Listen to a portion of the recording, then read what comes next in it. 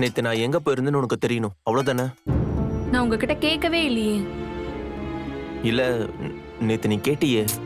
ஐயோ, நான் தெரியாம கேட்டுட்டேன், விடுங்க. சண்டை போடாத கங்கா. உங்களுக்கு இதுவே சண்டையா? ஒரு நிமிஷம் கேக்குறியா? சொல்லட்டுமா?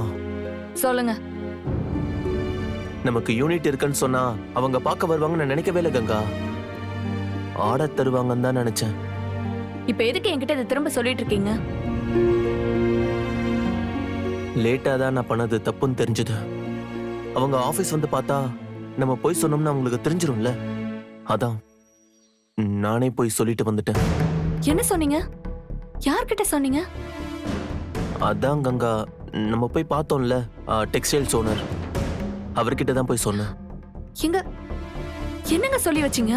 பேங்க்ல இருந்து வந்ததும் நேரா அவரை தான் பார்க்க போனேன். ஆனா உள்ள விடல, நைட்டு தான் பார்க்க முடிஞ்சுது. அதான் வெயிட் பண்ணிட்டு இருந்தேன். நீங்க என்ன சொன்னீங்கன்னு கேட்டேங்க.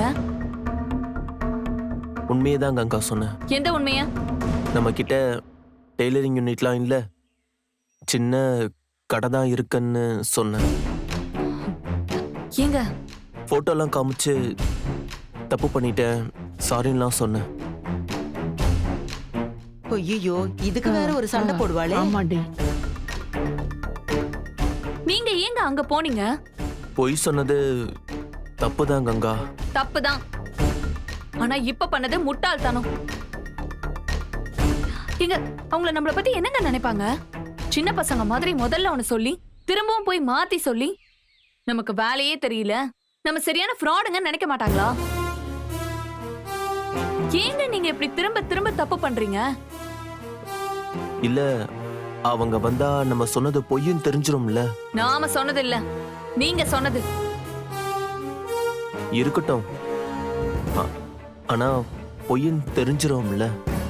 அதான் நானே போய் சொன்னேன். உங்களெல்லாம் வச்சுக்கிட்டு பொழைக்கவே முடியாதுங்க. விஷயமும் தெரியல, ஒரு மண்ணும் தெரியல.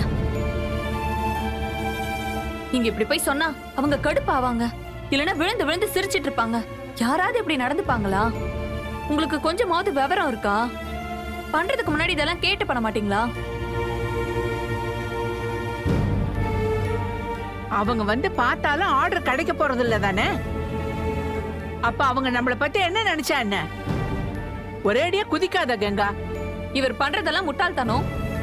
இவருக்கு சப்போர்ட் பண்ண வீட்ல 4 பேரு உருப்பிட்ட மாதிரி தான். எப்படியோ போங்க, எனக்கு இதெல்லாம் தேவையா?